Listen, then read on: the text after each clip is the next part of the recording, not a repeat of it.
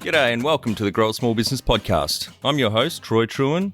Each week, we speak with an owner who has grown a business with 5 to 30 team members to something bigger. Diving into their numbers and unearthing the pain they've experienced, we explore what they did to overcome each barrier and what they would do differently from day one. Let's get into it. Welcome everyone. Today I'm interviewing Dan Lancaster from Dana Eating House based in Hobart here, Australia, where I am. Thanks for your time today, Dan. Yeah, no problem at all. Thanks for having me, man. Well, let's start with how we know each other. So your brother, Ollie, has just moved to Portugal, the lucky bastard. I've known for 5 or 6 years. He was working at my local cafe and asked if I could mentor him with finding his first business idea. And so we've been catching up for coffees and beers every now and again over the last 5 or 6 years. Yeah, correct. Yeah, so Ollie's 50% ownership of Dana as well. And, you know, that may change soon as he's moved to Portugal. So I'm just starting to take percent, kind of back. Yep. That decision. No, just kidding. But, so, yeah, I mean, unfortunately, you and I haven't had the chance to have too many coffees or beers together as yet. Looking forward to the opportunity, especially with this chat today, and hopefully moving our friendship forward too. As I understand, you've done some pretty amazing things business-wise, and really appreciate the opportunity today to have a bit of a chat and talk some business. So. Well, as Ollie knows, there'll be plenty of time for you and I to grab beers while he's away and talk in business. Portugal. Yeah. Tell our audience a bit about your business, what it does and how it makes money. Yeah, cool. So Dana Eating House, circa 2020, opened August 1st. Is a kind of high capacity restaurant, I guess you could say. Do around 120-ish covers, over weekends on our busy nights. Have a certain seating amount and capacity that we take from that to increase customer experience and all that kind of stuff. But yeah, I guess restaurant, food and booze, and that's where the money comes in from the guests, and wanting to give that ultimate experience that we can get, the return on, I suppose. So. And the restaurant's unique, well, particularly for Hobart, in that you have quite a social bent. Do you want to explain to the audience a bit about those values that you guys have around that and what you do? Yeah, for sure. Yeah, so Dana itself is Sanskrit, and the word itself means the act of cultivating generosity. So when we first when we were first designing the business, I guess, we wanted to find a way that we were able to give back to the community, whether it be local, global, environmental, any of those kinds of things. I worked at a place called Feast of Merit in Melbourne, in Richmond, which was owned by, the proprietor was YGAP, so Elliot Costello.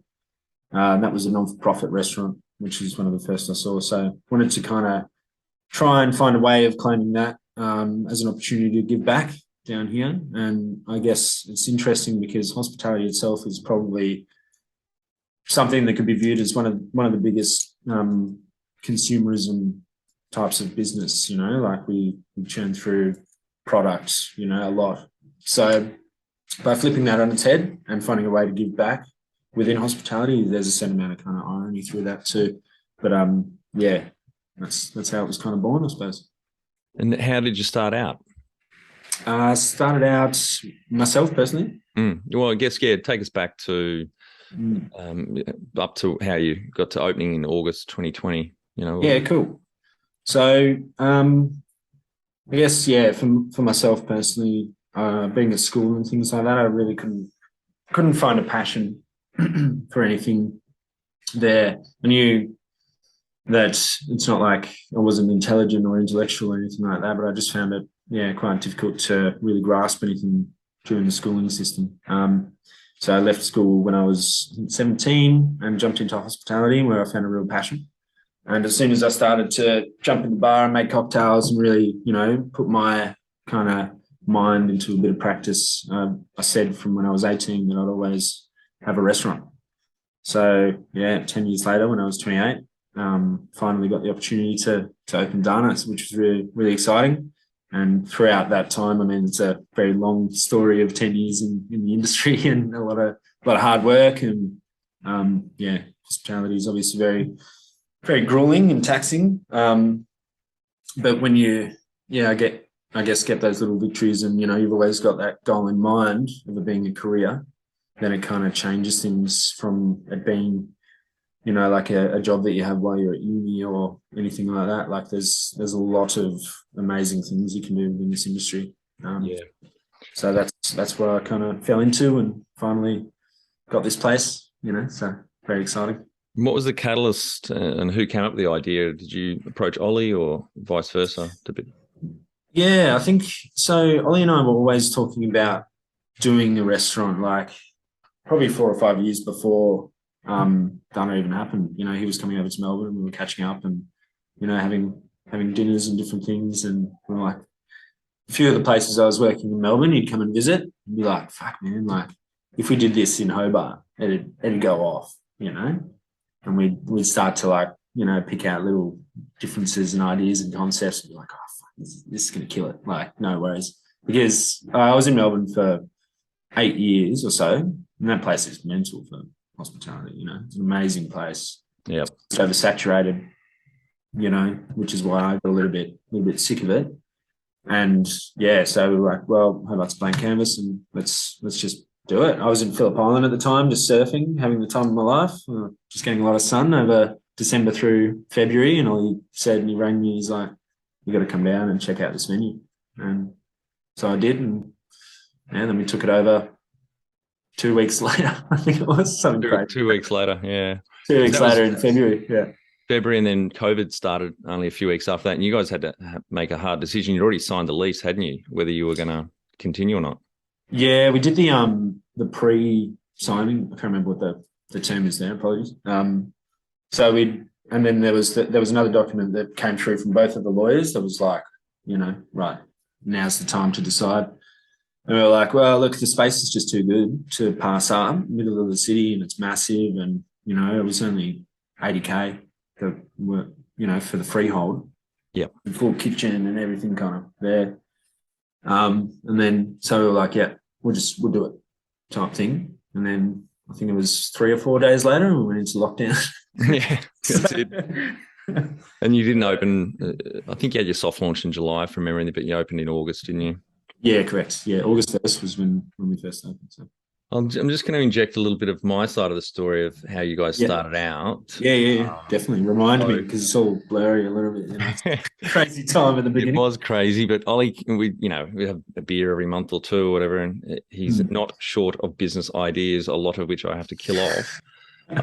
Anyway, we were having this beer. I think it was at, God, what's the pub around the corner on Elizabeth Street? Starts with W. Oh, sorry, Boodle Beasley. Having a beer at Boodle Beasley. And Ollie sheepishly said, got another business idea. I said, yeah, what is it? Dan and I are going to open a restaurant. Yeah. Actually, I've heard the story, but yeah. And I said, oh, right, okay. He said, we've already signed the lease. I said, for fuck's sake, Ollie, there's a reason why you didn't tell me before you signed that lease. This idea. Because I'd say it's a stupid fucking idea. It's really hard to make money out of F&B. Food and beverage is really hard to make money.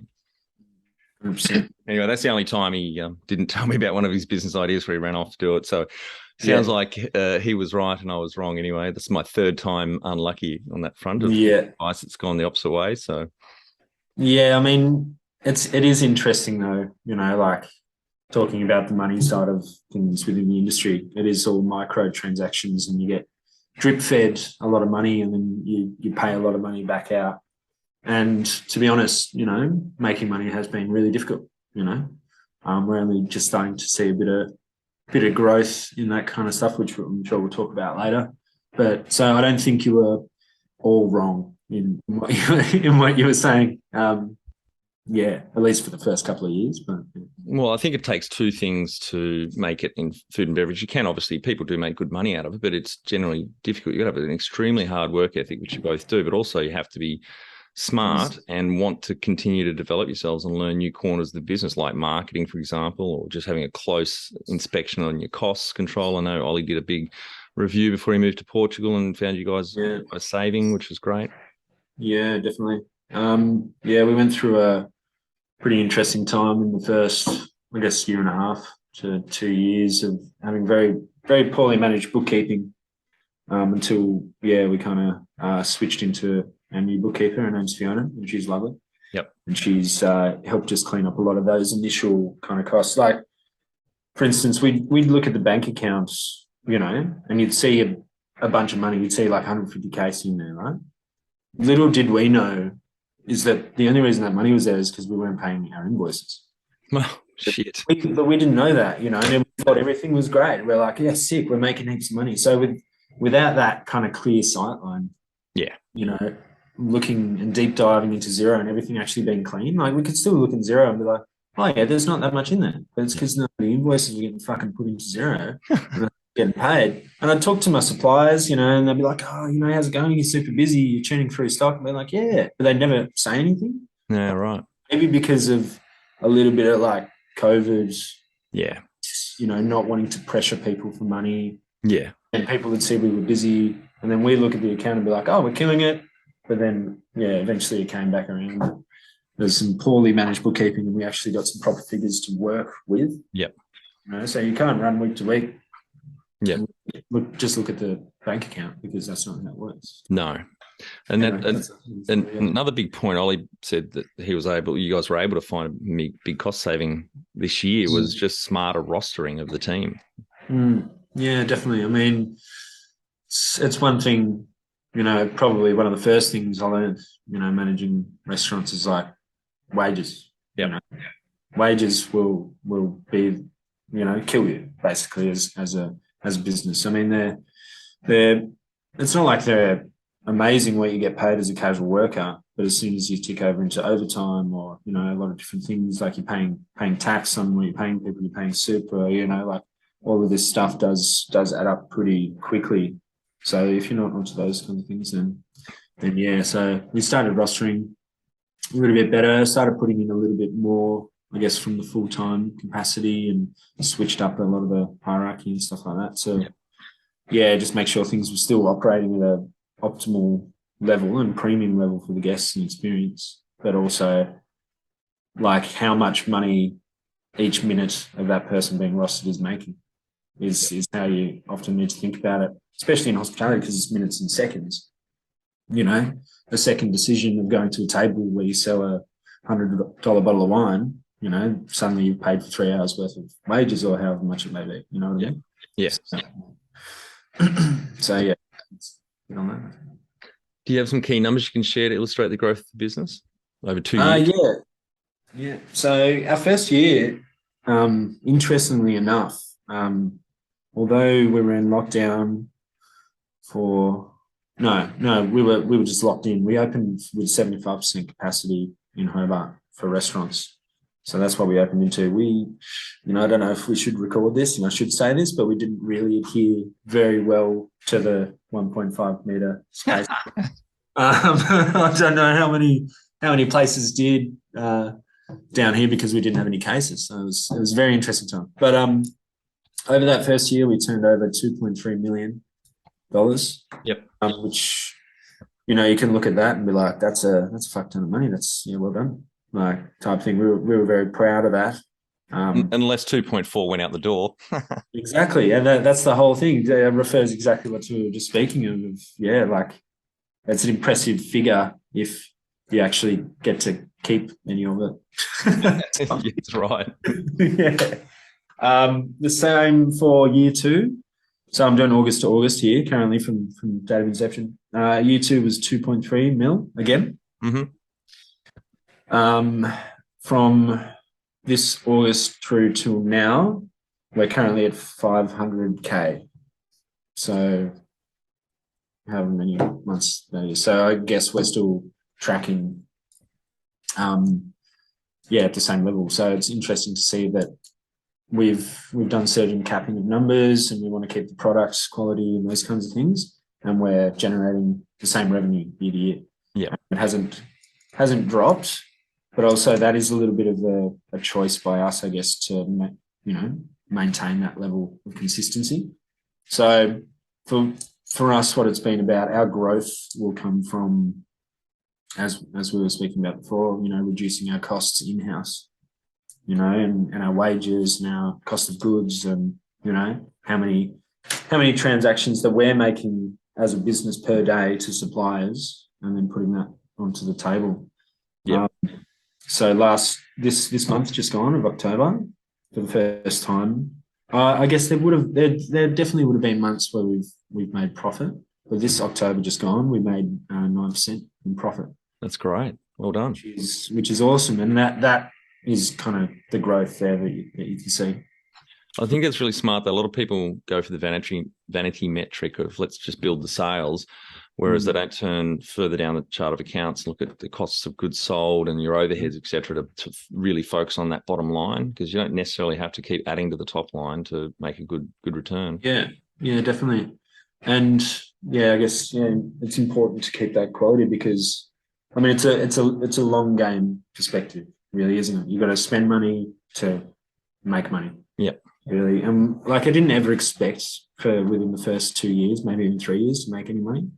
And that's fine. Like I kind of surrendered to that. So building the brand and building the business by putting it all of it back in, and you may have to shout a few things here and there to your mates, because that's going to be PR, there's going to be, all that kind of stuff to get people coming through, and they're going to, like, word of mouth is still a massive, marketing tool, I think, especially down here in Hobart too, because it's still quite a small and growing industry. Yeah. So mates down the road that are like sending people to us, and we're doing vice versa, and that kind of stuff. Like, builds your brand, and bit of a tangent. So, that's all right. Yeah. So, and I guess just focusing still on that growth of profit, not necessarily top line, it's also you guys holding back on decisions like not opening. I think you're closed Monday and Tuesday, aren't you? Yeah. Because that throws a lot into the rostering equation, doesn't it? Yeah, definitely. Like, so originally we were open 6 nights, so Tuesday through Sunday, and we did lunch Thursday through Sunday. So effectively we had this extra service on the Tuesday dinner, which was kind of affecting the rest of the week in the way of we might have a really busy Tuesday, but then the rest of the week it'd be kind of a little bit neither here nor there. Yeah. We have a very quiet Tuesday, and the rest of the week would be quite busy. So kind of sat down and we looked at how much money we were spending by just having the Tuesday open in the first place, on wages and, cost of goods and all that kind of stuff. And it was, cost us almost $4 to $4.5K just to be open that extra day, because we had to have the extra full timer, rostering, all of the cost of goods, and then wastage and all that kind of stuff added in there. So then we decided to do 5 lunches, 5 dinners, Wednesday through Sunday. Yep. And that business model has been working so much better. We're making probably the same amount per week as we were having the 6. So, I mean, we still did add in a service on the Wednesday lunch, but yeah, which I told Ollie to do well over a year ago, because Ben and Ben on episode, you got to talk to me about this. Maybe I should. He doesn't listen. Ben from Bulk Nutrients on episode 10, good mate of ours, and he doesn't work Wednesdays, and we've been trying to catch up for ages, every 2 weeks for a lunch, and I was so disappointed when I realised that Dana was not open on Wednesday, but I see you've opened a few months ago, so we'll definitely be there on most Wednesdays. Fantastic. Sounds good. And the other thing I did say to Ollie well over a year ago was to raise your fucking prices, which you've only just done. So that's an interesting one as well, which I learned from one of my managers in Melbourne, about certain psychology of value. I guess a year in, yes, you're definitely kind of trending in that direction, but that psychology of value at the beginning, and you're getting these big portions and quite low prices. Like, that's a very big talking point. People are like, oh, fuck, it's done, and we had this massive meal and it only kind of costs us this, like, we should go and try this next time, because they have an option to an expensive dinner. Like, you could come in and you could have something quite cheap and a great experience, and the best service for a bit of a lower price, but you can also come back with a bunch of mates and have a higher price and still get the same level of consistent service, So I guess that's just something on that. But we definitely have jacked the prices up a little bit recently, which helps. Yes, it does. Well, one of the indicators is often, if you're slammed on your busy nights, Friday and Saturday night, and the other days sittings are getting fuller and fuller, then that's a good sign that you can put your prices up. Yeah, 100%, and people are still walking away and stoked, and reviews are good, and Yeah, that's it. Yes. And how many full-time team members did you start with in August, a bit over 2 years ago now? And how many have you got now? Yeah, so originally we started with, I think there were 6 of us out the front full time, which I think that's like top heavy. Yeah. Looking back at it now. And then in the kitchen there were 8, and then we had 12 casuals or something on top of that. So any rough? No, 8 to 10 casuals. 8 to 10 casuals, what, doing 20 hours a week each? Yeah, thereabouts, yeah. Yes. So full-timers as well, we were all doing our 38, even more. There's 6 full-timers doing 38. 6. Mick, Ollie, me, Fish, Michelle. Ours 5. 5. And then all the casuals, all the hours everyone else is doing that aren't full-time a week, divide by 40 gives you how many full-time equivalents you had. Sorry, say again. Apologies. So I'm just let the editor know, cut this bit out. We're just trying to work it out. Cool. So full-time equivalents are if all the hours worked in a week across everyone, because some people are part-time. So let's say it's 200 hours, divide that by 40, that's 5 full-time equivalents. Yeah, okay. So I guess the amount of hours per week across everyone was about 400. 400, yep. So yeah. So 10 FTE, and then does that increase now? It's interesting. I think the hours have probably stayed around the same. No, I think we originally were running with about 10 or so staff at the front on Fridays and Saturday, which we've now dropped down to about 7. Mm-hmm. So I guess originally looking at that, we were probably doing about 500 to 550 hours across full-time and casual. Okay. It's dropped to about 400 to 450. Okay, so it's about 14 full-time equivalents you started with, and now you're down to about 11. Yeah. Okay, yeah. cool. Yeah, that sounds about right. Yeah. So I'll ask that question again, and I'll clean this bit up. But so maybe say 14 now down to 11 and explain why the drop, not the... Yeah. That's a really good indicator. And what about number of full-time equivalent team members that you started with and how many you've got now? Yeah, cool. So probably started with about 14 or so full-time equivalents. We're pushing 500 to 550 hours across the board, front and back. Since then, dropped down to about 11 or so, doing between 400 and 450 hours across front and back. Yeah, and I guess like that is contributed to, kind of those trainings and getting staff working where they need to be in what capacity and not overloading the team. And actually through that too, it gives opportunity for staff to shine because you're not overcrowding the business itself too. So. Yeah, great. When was the moment you felt like you had succeeded? Yeah, this is a really interesting one. It's one I've been thinking about for the last few weeks. So I don't feel like I have personally succeeded as yet. I mean, there are a lot of different ways that I guess see success itself. Like I always wanted my own restaurant, for instance, and I opened one. But it doesn't mean that, like, I guess I've stopped trying to push myself or learn or, thinking about just Dana as a business and what it is. I think it's definitely trending towards success if you were looking at it from the outside in. But there's still so much that I want to achieve here and do for myself. There's some consulting work that I'm onto at the minute. There's, doing stuff like this podcast and, things that are going to benefit me in my growth that makes me feel like I'm succeeding, if that makes sense. Yep. And then also, like when you have an awesome night, like we had a great night on Saturday and guests were super stoked, staff were all really happy. That feels like success as well. Like I think it's almost a case-by-case success, if that, like, makes any sense. But yeah. Anything else to add? Because the next question is, what does success look like to you? If there wasn't a one moment where you felt like you had succeeded, can you define what success looks like to you? Yeah, I guess looking at that kind of side of things as well, I've never looked as like money being my success point. I feel like if I can keep my passion and drive and things like that for the industry, and furthering myself or doing different things or opening another restaurant, that's when I'm gonna, kind of feel like I'm on a awesome track to that success point. So, number one thing you'd recommend to marketing a fast-growing business? Yeah, definitely. Like as I spoke about before, the word of mouth aspect and getting the right people around you initially, and those that are going to travel with you within your business and want to move it forward and have that kind of inspiration to inspire others. I guess is a really cool marketing tool to use, because this industry, I mean, if you've got a lot of friends within it, like you network through that, and they're going to promote your business and move that forward.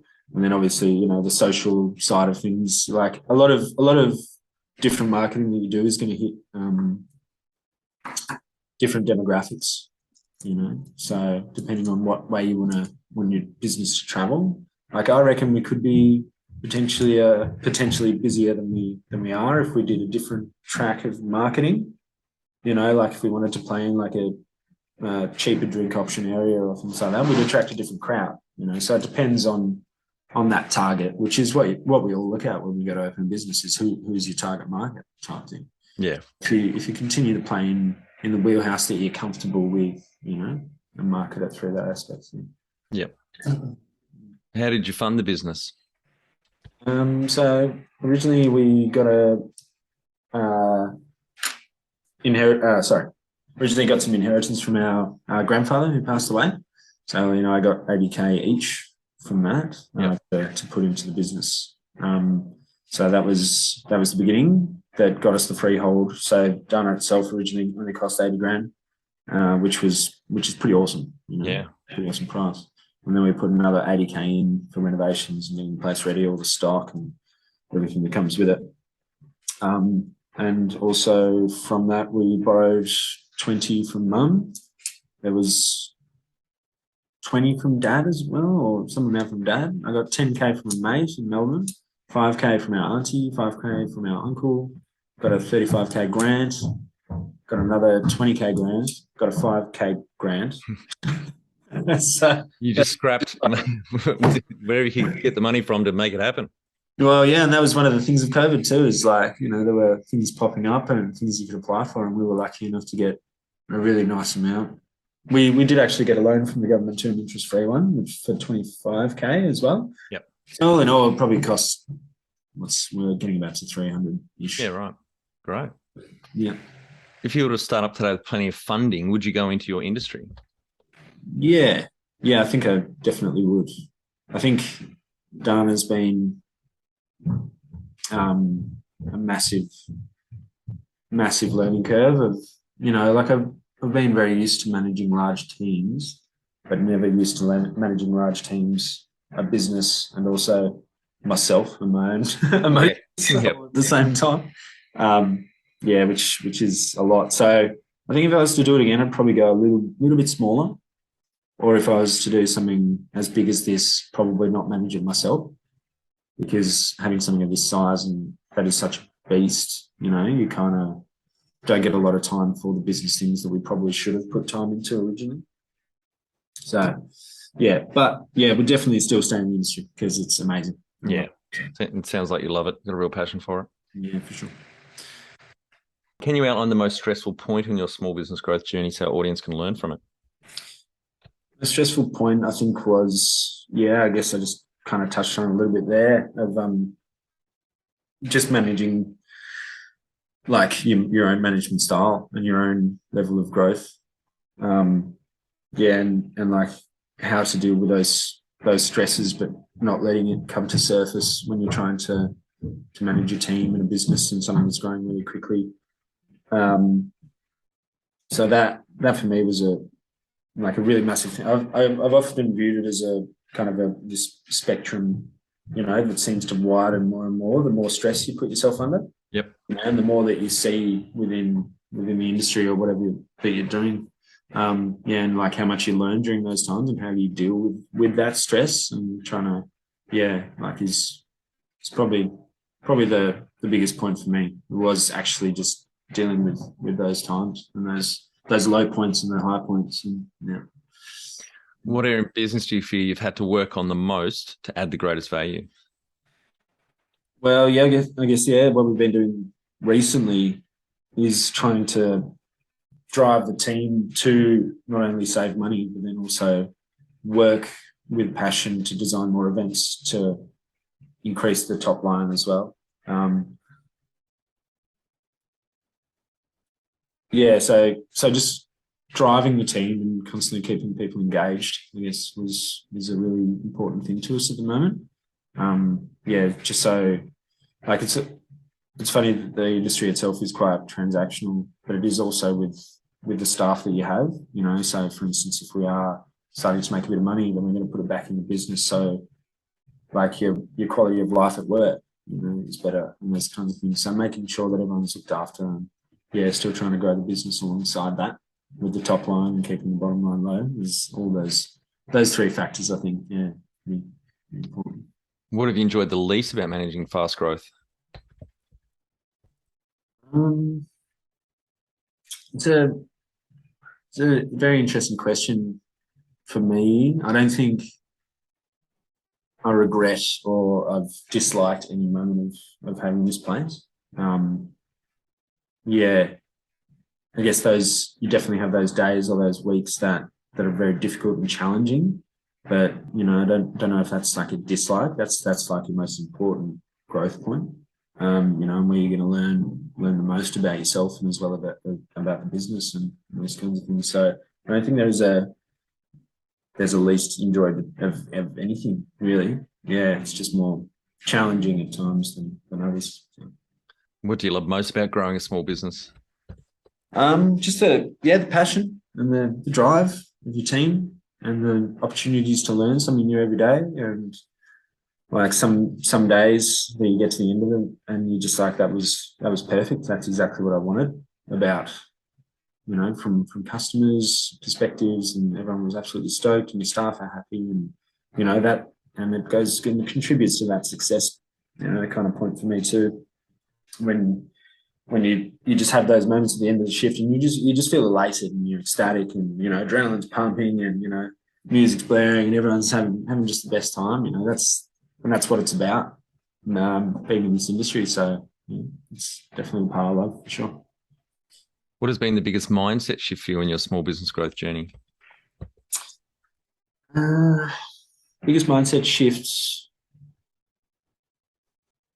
I guess, personally trying to switch myself between owner, operator, but still ground level and blending all of those things together. So I guess, yeah, kind of trying to balance all of those things in your own mind and how you view the business and how you view yourself, you know, definitely changed a lot for me. I found it quite difficult in the beginning to differentiate the two, you know, and I thought by opening a venue and having my own business that I should be really, really happy, right?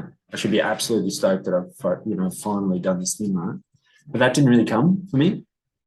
So I think there was a certain degree of acceptance, you know, within myself that like this isn't the end type thing, you know. It wasn't just going to be a click of the fingers. So shifting myself into that state to let go of you know, just having to be happy that I had my own place type thing. That was a really big growing point for me and a big shift. And yeah, like there's just so much more Yeah. to it. Like, yeah.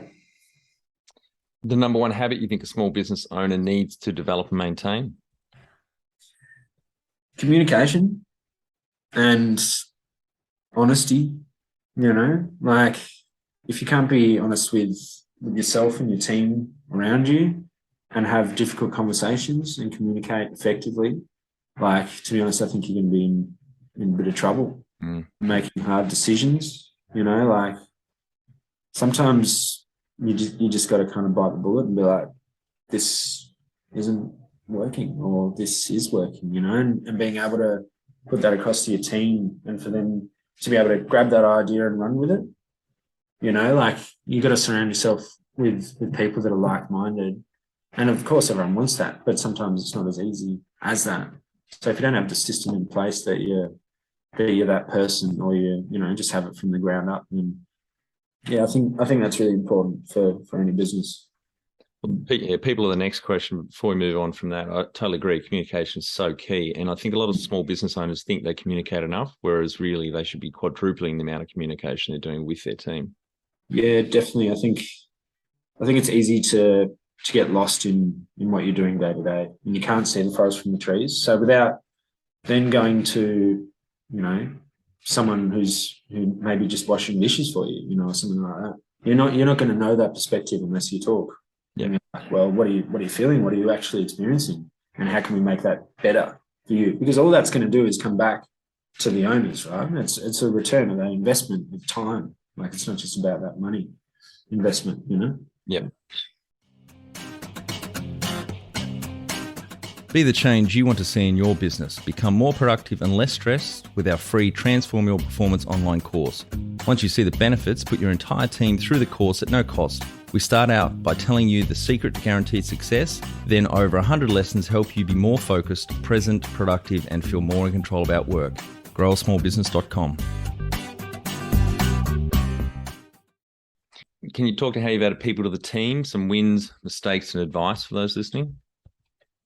Yeah, so we had we were pretty serious originally when we were recruiting, that we wanted to not hire friends or people that were too close, because it could create, certain difficult areas of managing and things like that. We did make that mistake a few times, I'll be honest. There were people available, and you fall in a hole and you're like, well, we need some stuff, blah blah blah.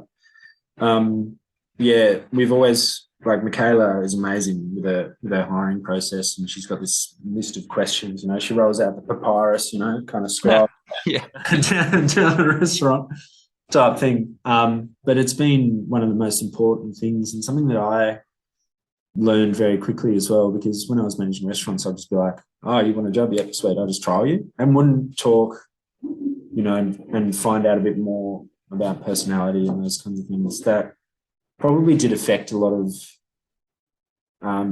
decision making, a lot of different things throughout the restaurant. But I just didn't really care, because I was punching 60 to 70 hours a week, and I was like, it doesn't matter, it's just a job. Yep. When you do bring it back to a personal level, and you surround yourself with staff and key members that are, and it all flows back to what I've been talking about, people that want to travel with you, Yeah. So definitely made some mistakes originally, and we hired closely, and we had a lot of full-timers and a lot of chefs, too many chefs in the kitchen. Wages and all of that, don't we get back into that? So since then, hiring's been super solid. And you've got to make sure, I think, you ask those difficult questions from the get-go too, and you communicate that, because it puts people on a different level of, like, what's your experience? Sweet, you've been working in the industry for 10 years, great. Yep. It shouldn't matter. If you've got the right platform and the right system in place, you could have 0 days experience in hospitality, or you could have 10, but you're still going to go through our system. Yeah. I think that's an important kind of way to view that. And also, if you're just going based on their experience, they could be an arsehole. Exactly. Yeah, and we've had a bit of that. But mainly Ollie. But yeah. Can't wait for him to listen to this. Yeah. What are some of the things you recommend to building a sustainable and kick-ass culture to help with the growth? Yeah, that kind of obviously leads on from the previous question, making sure you're asking those difficult questions, and from the get-go, that are going to kind of potentially drive people to be honest about who they are. Right. So, and it is also about having our own character as a business and as a restaurant and as people, that we want staff that we have to subscribe to, because they're ultimately they're subscribing to what we do, and like with our charity side of things, and also from a service level, and our products, and to take pride in those kinds of things. Yeah, you want to make sure that you're hiring well and people that want to travel with you within that culture, because we give a lot of fuss. Like, I care like so much about the business and the staff and the people around me, and you want people that are going to have that same level of care. Well, obviously not to the point of like sleepless nights and stuff. But yeah, like to be there for you and to So. Tell our audience how you've handled balance. I was speaking to Dolly about this, my partner recently when I did the mock interview questions the other night. Balance is a very interesting one that I feel like I'm actually starting to achieve a lot more recently, probably because I got a puppy and I had a bit more responsibilities and but I think like I do feel like I can enjoy a lot of my outside life a lot more when I've fixed up a lot of things within the business as well. So balance shifts a fair bit for me.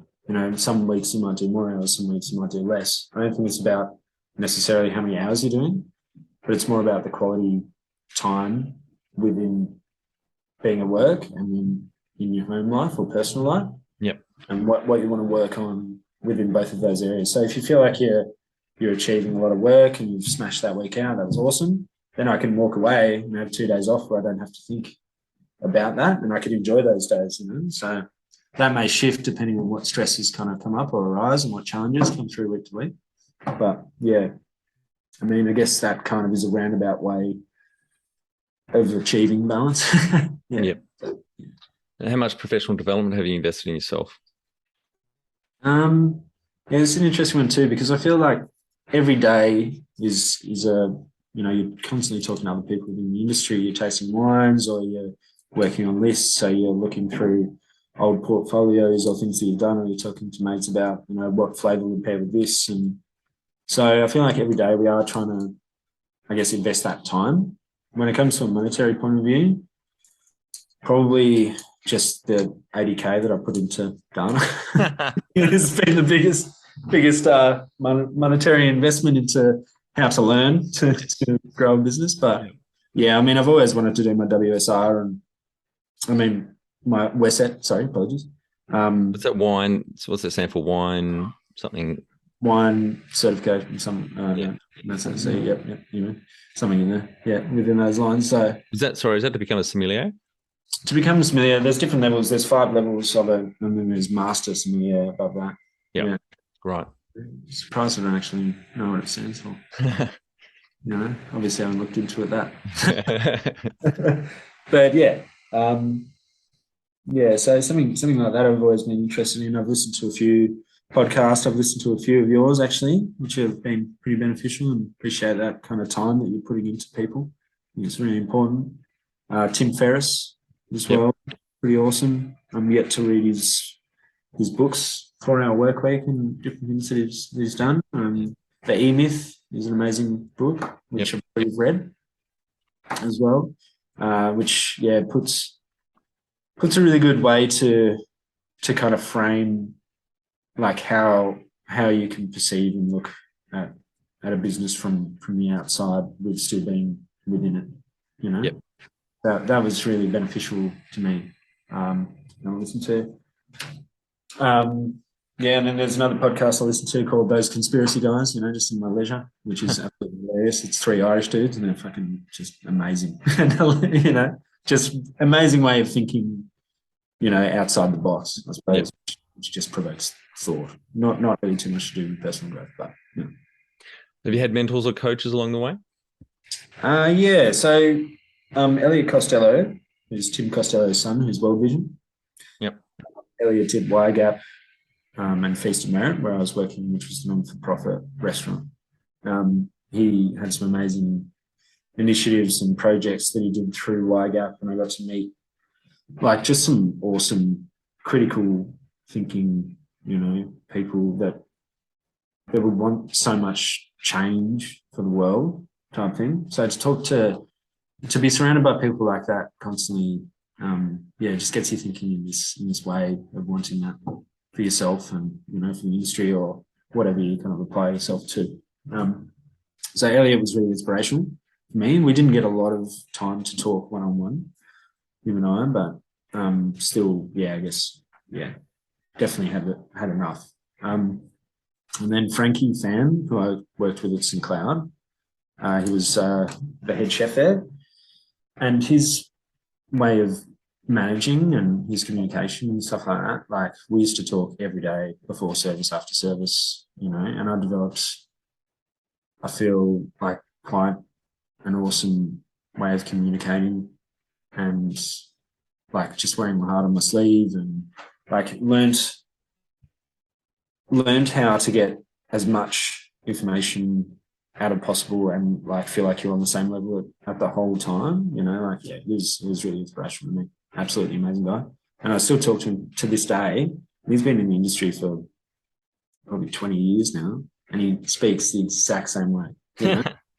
He's just like brilliant in his mindset and how he can just constantly be there as that person all the time is astounding to me. So that was he's a pretty big mentor for me. Do you have a board of directors or advisors?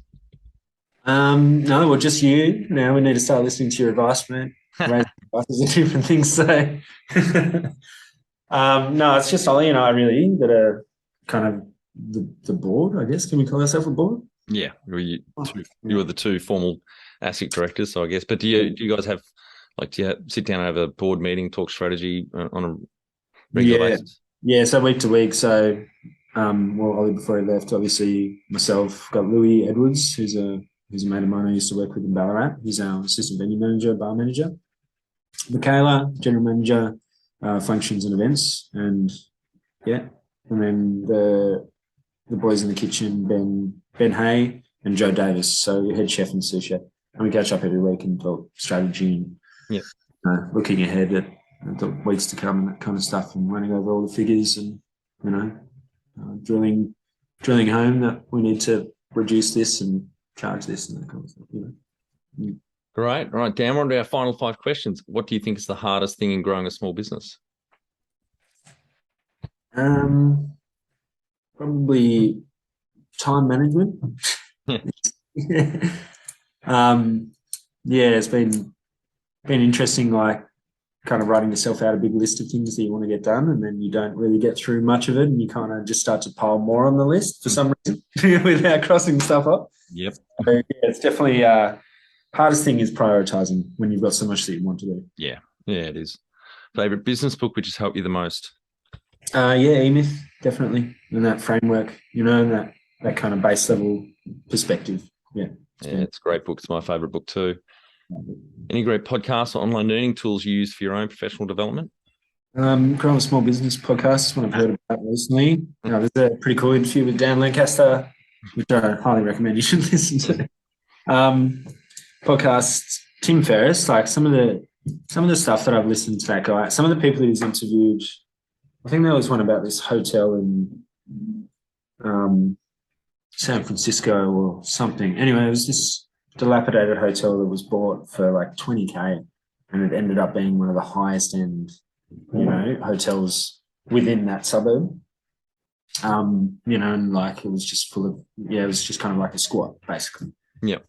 Bringing this massive community to that suburb, so like he's done some very inspirational interviews and things that kind of like puts him into perspective of like Ghana's just this one building, right? Like so much kind of out there, that you could achieve or do, or so Tim Ferriss for sure. Give it a rise. One tool you'd recommend to help grow a small business?